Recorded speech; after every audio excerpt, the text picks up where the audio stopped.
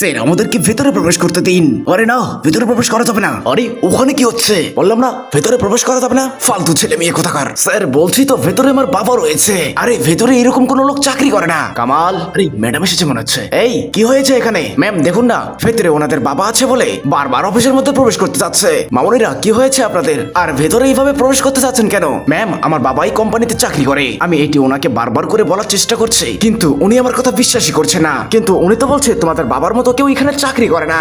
আমি ভুল বলছি না? এই বেয়াদব মেয়ে সামনে আমাদের বস দাঁড়িয়ে রয়েছে আর তুমি মিথ্যে বলছো। কিন্তু স্যার আমরা সত্যি কথা বলছি। আমার তো মনে হচ্ছে তোমরা মিথ্যে বলছো, কেননা উনি সকলকে চেনে। কিন্তু ম্যাম আমরা সত্যি বলছি। বিশ্বাস না হলে আমি ফোন থেকে ছবি বের করে দেখাচ্ছি। কই দেখি দেখি। ও মা, ম্যাম দেখুন দেখুন ছবিটি দেখুন। আচ্ছা মেনে নিলাম তোমরা সত্যি বলছো।